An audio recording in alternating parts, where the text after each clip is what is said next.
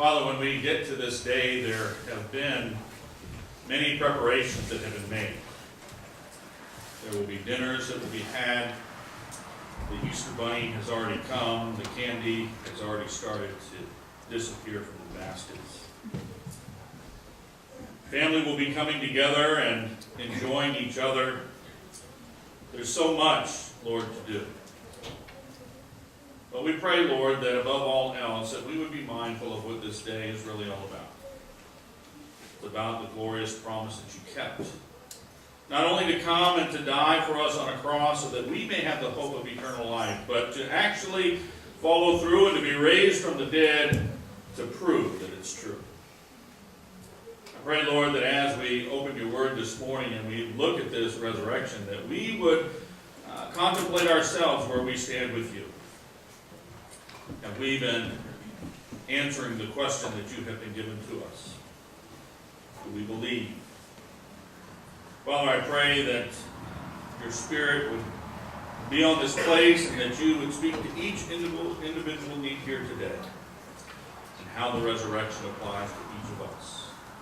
In Jesus' name, amen. Well, it is Easter, and we are celebrating the resurrection. And for Christians in the Christian world, this is a big deal. Oftentimes, Christmas gets the most attention, but this is really the culmination. This is what it's about to be a believer in Jesus Christ. And you have to ask yourself, why is it such a big deal? And perhaps it is because some guy rose from the dead. That really is pretty impressive. But the thing is, this wasn't the first time that had happened. You know, just a few days earlier on Friday, we see in Matthew's Gospel in chapter 27 and verse 51, it says, "At the moment that the curtain of the temple was torn in two from top to bottom, the moment when Christ died, the earth shook, the rocks split, and the tombs broke open. And the bodies of many holy people who had died were raised to life." And yet, there is no mention of this anywhere else except in these couple of verses in Matthew. Why was that not a big deal? I would think that if you had multiple people rise from the dead, that somebody would sit up and take notice. But there's something different about this person, Jesus, who rose. It's not the fact that he rose from the dead, it's because of who he is.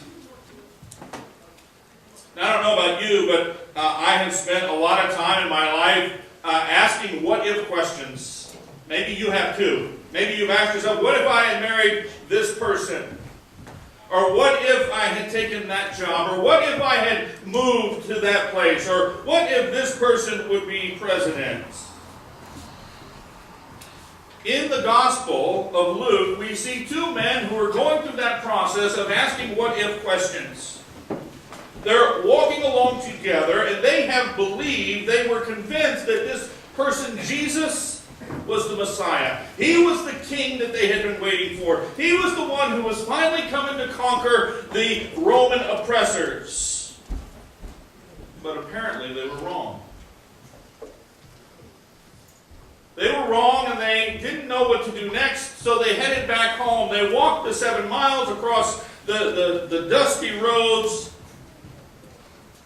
And their heads were full of thoughts of, what if Jesus had really been who he said he was?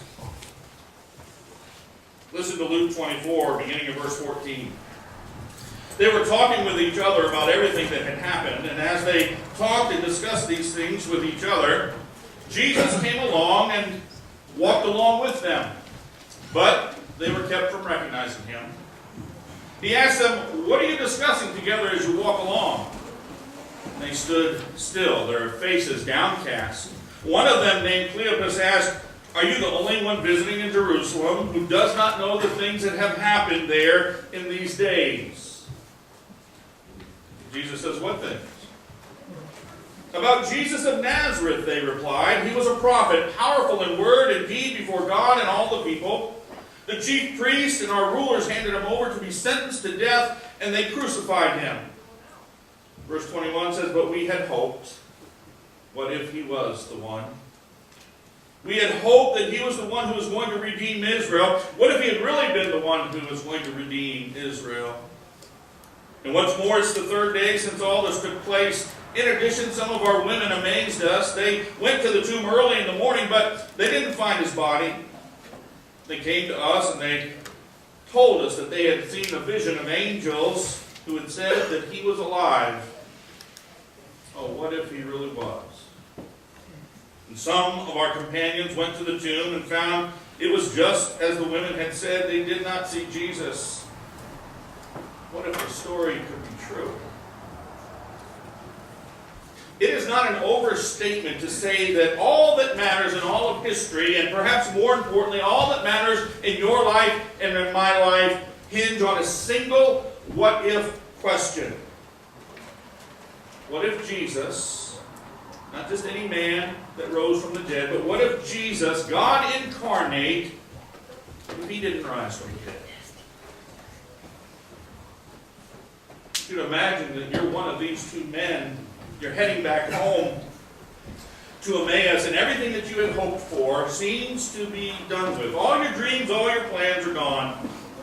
You were convinced that Jesus was the one. You left your home, your business, your family. You left everything behind. You went with him and walked with him and lived with him. You saw the miracles that he had done. You saw him just days earlier raise Lazarus from the dead. You heard his teachings. You were one of those people in the crowd when Jesus rode in on that donkey a week earlier. You were right there cheering with him because you were excited that you too were on the tip of the spear that was finally going to impale the enemy, the Roman government, the very government that had been standing on your neck for years. You were all in. And you realize you bet on the wrong team. All you have left is nothing more than speculation about what it would have been like if it had all been true. Now, I don't know if you've ever been so convinced about something and so invested in something that when it didn't work out, you were devastated. Some of you know that I lived in Brazil for a period of time growing up, and I played on an all-Japanese baseball team. It was quite an unusual experience. And I remember going to one of my first tournaments early on in this time with the team, and we lost the game, and we come out of the stadium, and all my teammates are sitting around on the ground, and they're all just weeping. Now, I don't like losing either, but it seemed to be a little much. That's a game for crying out loud. It would take me about a year to realize why they were so upset.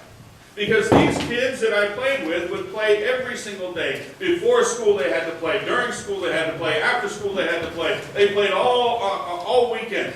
Baseball was their life. They invested everything that they had into this game, even as a young person. And when they lost, they were devastated. We can be like that. I think the two men on the road to Emmaus, that's sort of where they were at. Everything in history has been pointing to this single event, the resurrection. Not of just anybody, but the resurrection of the Messiah. Without it, there's nothing. Y'all could have slept in today. Y'all could hold on to your tithes and offerings and go to Disney or take a cruise. There's no reason to be here. As we have been working through the story for the past 27 weeks, we have seen that since the beginning of creation that God has been pointing us to this single opportunity, this one event. Prophesied about all through the Old Testament that a Messiah is going to come, a deliverer is on his way, and he would provide for forgiveness for each one of us. You read passages like Isaiah 53. He was despised and rejected from mankind, a man of suffering and familiar with pain, like one from whom people hide their faces, he was despised. We held him in low esteem. Surely he took up our pain and bore our sufferings. But he was pierced for our transgressions. He was crushed for our iniquities. The punishment that brought us peace was on him, and by his wounds we are healed. He was oppressed and afflicted, yet he did not open his mouth. He was led like a lamb to the slaughter. Just as a sheep before its shearer is silent, so he did not open his mouth. He was assigned a grave with the wicked, and with the rich in his death, though he had done no violence, nor was there any deceit in his mouth. It was the Lord's will to crush him and to cause him to suffer. And though the Lord makes his life an offering for sin, there is no doubt that Jesus came to die for all of us. Because we have all sinned and fallen short of the glory of God, and the wages of sin is death. We know that's what Paul tells his friends at the church in Rome. We get that. But after the extraordinary lengths that Jesus goes through, what if he wasn't resurrected? Everything in the Old Testament is pointing forward to it. Everything in the New Testament is pointing back to it. What if the writers of the gospel made a mistake? What if the Bible's not correct? Those two disciples on the road to Emmaus said, we hoped that Jesus was the one who was going to redeem Israel. What if? What would things be like?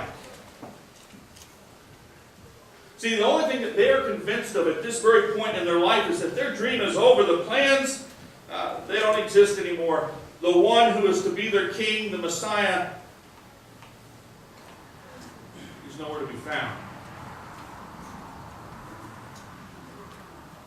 The funny part is, there were even people who went to the tomb and saw that it was empty, the women. Then the guys went, they saw it was empty, and these two obviously knew it, and they're still depressed and downcast and heading back home.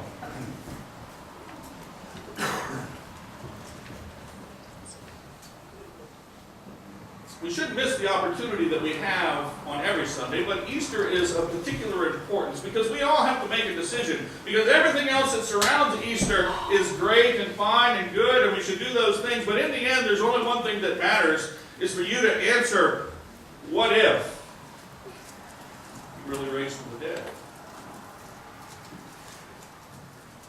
See, what if they stole the body? I mean, they knew that the tomb was empty. The women went there, the men went there. Maybe somebody got the idea to steal the body, or maybe they went to the wrong tomb.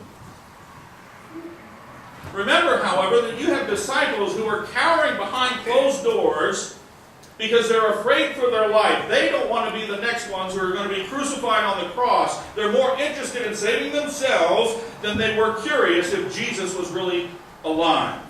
To a man, there was zero expectation that Jesus was alive. Would somebody have stolen the body just to perpetuate a myth? You know, this is the same question that the religious leaders had. They're concerned, what if these guys steal the body? Because then they'll tell everybody that Jesus really is alive, and then this movement will be crazy. We won't be able to keep them under control. And so they decide, let's go to Pilate. They say, Pilate, we thank you for crucifying Jesus. That was a good thing. But we really don't want to give people the perception that Jesus was alive. So we don't want the disciples to steal the body. And Pilate just wants to be done with it. He says, okay, look, take a guard. Go make the tomb as secure as you know how to do. And so they went and they made the tomb secure by putting a seal on it and posting the guard.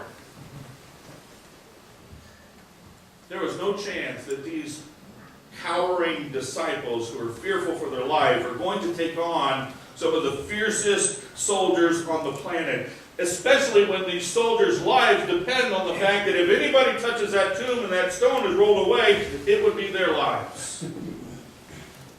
I don't think the disciples would risk that just to perpetuate the myth. What if they went to the wrong tomb? I suppose that at that time that Jesus was crucified, you had the Passover, there was all kinds of people in the city, there was a lot of opportunity to be confused. Maybe they went to the wrong tomb. I think that would have been easy to fix. The Pharisees would just say, hey, no, it's over here. The seal's still on it. The guards are still there. He's still inside. But you know, what if the disciples just said, let's create a story. Let's have the women go to the tomb and say that it's empty. Now keep in mind, women in this day and time, in this culture, were not very high on the totem pole. They were down there around the slaves. They were not credible people. They could not testify in a court of law. And so we have to believe that the disciples got together and they said, okay, the big strong men are going to stay behind the closed walls, behind the walls, hiding from the enemy, and we'll send out these sweet little ignorant second-class citizens to the tomb and let them discover that it's empty. They'll be our eyewitnesses. You know, even the disciples wouldn't believe the women. They had to go and check for themselves. And so now those people who would write these stories later on in the Gospels would have to include this embarrassing truth that God chose to appear first to women. Well, for argument's sake, let's assume the disciples did decide to perpetuate this false narrative. After the crucifixion, they're hiding behind closed doors, terrified that they're going to be next. But what if they did this amazing thing? They found their courage all of a sudden. They said, okay, let's keep Jesus alive. Let's just tell everybody he's alive. And we'll act like it's true. Because it'll be fun. Nobody does it. Something extraordinary would have had to have happened for them to change. Do you think that it's plausible for the leaders of this group to say collectively, let's go show these religious leaders, let's show these people who put him to death, we'll pretend Jesus is alive, that'll fix them. Something transformed them, and it wasn't a really good prank. People don't go from cowering in fear to facing fear in the face, facing death. Think about it. What would you change in your life? What would you give your entire life for? What would you die for? I'm sure that's probably a pretty short list.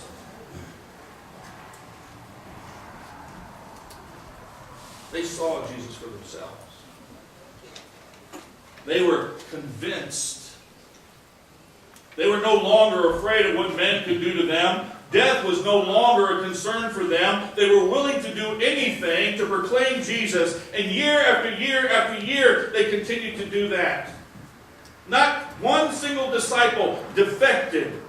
And all of them, except one, died horrible martyrs' deaths. But they have done that if they had not seen Jesus in the flesh. Would you die for a lie? Listen to what it says in John chapter 20, verses 19 and 20. On the evening of the first day of the week, when the disciples were together, with the doors locked for fear of the Jewish leaders, Jesus came and stood among them, and he said, "Peace be with you." And after he said this, he showed them his hands and his side, and the disciples were overjoyed when they saw the Lord. You know, the whole post-resurrection movement could have been stopped very easily. The disciples are going into the temple. They're preaching Jesus. They're getting all excited. All that the leaders needed to do was produce a very dead body, and it would be over with. It's been over 2,000 years. We're still going strong. It's ironic. More and more you see people who, staunch atheists, who are spending their lives making up their mind that they're going to prove that Jesus is not God and that the resurrection didn't take place. And you have more and more people like Lee Strobel in The Case for Christ. If you've read the book, there's now a movie. Came out this week, I guess. Probably worth seeing. But more and more people are like Lee Strobel, who was just adamant he's going to prove to his believing wife that she is just crazy. And in his process of proving her wrong, he becomes a believer because the evidence is so overwhelming.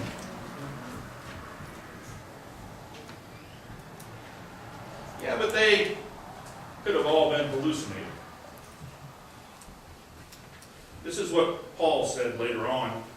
1 Corinthians 15:4, he says, Jesus was buried, and then he was raised on the third day according to the Scripture. And then he appeared to Cephas, and then to the 12, and after that he appeared to more than 500 at the same time. Now, that would truly be miraculous, to have 500 people at the exact same time in different locations all have the same hallucination. What if? And there's always those holdouts, those intellectual types, those who like a good conspiracy theory, and I'm one of those people. A lot of people say that, you know what, what they did is they just rewrote the Scripture so it fit Jesus. They just rewrote all those prophecies so that it looked like they were all talking about Jesus, and that was a pretty good argument until 1947, when a little shepherd boy stumbled on to some manuscripts in Qumran in the caves, and all of those Old Testament scriptures that were in those caves that were written hundreds and hundreds of years before Jesus came on the scene validated every single one of those prophecies. There's no way that it could have been doctored. So let's go back to those two men walking down the road to Emmaus. Hopeless. It's evening now, and it was customary when you were walking with somebody, once it got dark, it wasn't safe, and so they were going to ask Jesus into their home for the night. Luke 24, verse 30 to 35, it says, when he was at the table with them, he took bread, he gave thanks, he broke it, and he began to give it to them, and their eyes were opened, and they recognized Jesus, and he disappeared from their sight. And they asked each other, were our hearts not burning within us while he talked to us on the road and opened the Scripture to us? They got up and they returned at once to Jerusalem, and there they found the 11 and those with them assembled together, and they're saying, it is true, the Lord has risen and has appeared to Simon. And then the two told what had happened to them on the way and how Jesus was recognized when they broke bread. In a split second, their eyes were opened. They recognized who they were eating with. They no longer wondered, what if he had been raised from the dead? At that split second, everything was different.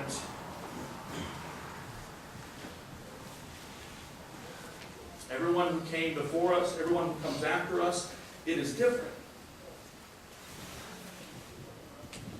What if your eyes were open? What if your eyes, just like those two on the road to Emmaus, you opened your eyes and you realized who Jesus is? Would you run and tell your friends? Would you tell your family? Would you tell your kids, your co-workers? Would you say, hey, he's alive? In John's Gospel, we see where Mary goes to the tomb. She's weeping. She's upset that Jesus is dead. She's gone there to prepare the body, and when she gets there, she doesn't see him. And so she's confused. It says, Sir, this who she thinks is the gardener, approaches. She says, Sir, if you have carried him away, tell me where you put him, and I will get him. And Jesus said to her, Mary. And instantly she turned towards him and she cried out, Rabbi. She recognized her Lord. There was something about the way that Jesus called her name that made her know without a doubt, deep within her heart, down to the core of who she is, that he was alive, that he is very real, that she wasn't hallucinating, It wasn't her imagination. He did it. He did what he said he was going to do. He raised from the dead. And all those what ifs are irrelevant. You know, some of you here today, Jesus is calling your name. Perhaps you don't hear it audibly, but you know deep in your heart, down in your spirit, in the core of who you are, you know that He's calling you. You know that He's alive. You know that this is real. But here's the problem. You're still asking, what if? Not, what if the body was stolen? Not, what if they fabricated this story? Not, what if they rewrote the prophecies? You know that's just a distraction. But you do have some other what-if questions. What if I have to change my lifestyle? What if I have to give up the things that I like? What if I have to go to church and worship the Lord? What if I have to do things different at my job? What if people make fun of me? What if my family thinks I've lost my mind? What if He asks me to do something I don't want to do? Well, really, the only question you should be contemplating right now is, what if I don't answer when Jesus calls my name? What if your eyes have been opened to the reality of the resurrected Lord and you still do not answer when He calls your name? After 27 weeks of going through the story, here's what we know. We know that God loved us so much that He created a paradise for us to live in. And when we broke that arrangement, when we sinned, He set out a plan to get us back to Him. We know that the thing that keeps us away from God is our sin, and we know that the wages of sin is death. And we know that Jesus came to pay that price for us on the cross. He says, I am the way, the truth, and the life, and nobody comes to the Father except through me. He died on that cross, was placed in the tomb, 3 days later was raised from the dead. It is not a mystery. Jesus said, if you acknowledge me before men, I will acknowledge you before my Father. If you do not, I will look at you and say to you, I never knew you. Depart from me. What will you do today? Are you still asking, what if?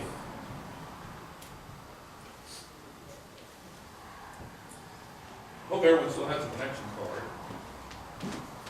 On the front, obviously, as I mentioned earlier, that's a place where you put your name and your email address and your phone number for us to get back to you, and we'll send you some information via email. But on the back are two very important little blocks. The first one are for prayer requests. We have a team that prays around the clock, and they are apparently pretty successful at doing that because we see a lot of prayers that are answered. That's exciting. So I would encourage you to take advantage of that. If you have any prayer requests, that you would put that on there. If you are a person here today who is saying, you know, God, what if this is true? Would you show me? You'd like for somebody to pray for that for you, so that the Lord would speak to you, so that you would know without a doubt, just like Mary, deep down within your spirit, within your heart, that Jesus really raised from the dead. You can put that on there and we will be praying for you. The other block is a little different.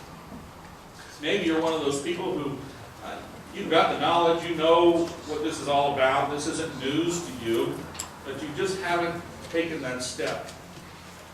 You're still throwing all those other what-if questions in. What if my life changes? What if I got to do this? Or what if I got to give up that? If that's what's keeping you from accepting the Lord, I'm going to challenge you today to have the faith to go beyond that and to make a choice to accept Him into your life. If you do that, you can just check that block. Maybe you're a believer already, but you've never followed through obediently in baptism. That's the very first step for a disciple. Maybe you've been contemplating it for a while. Maybe you just want some additional information about what that means. We'd love to talk to you. You can just check that one. Or maybe you are interested in learning more and getting in a small group where you can get connected with people. There's a block for that. Or maybe you're ready to start serving. You can mark that down as well. It really is not magical. It's pretty simple.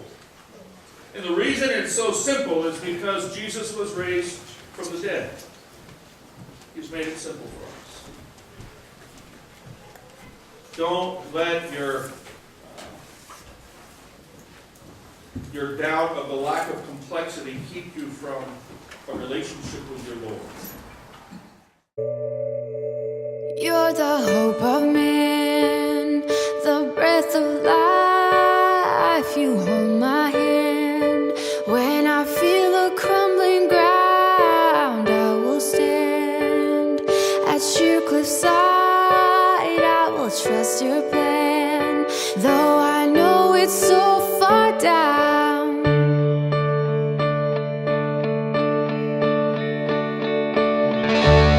I choose to praise you. I choose to praise you. When anxious doubts and endless fears surround me, I choose to praise you. I choose to praise you. When mighty waters swirling all around me,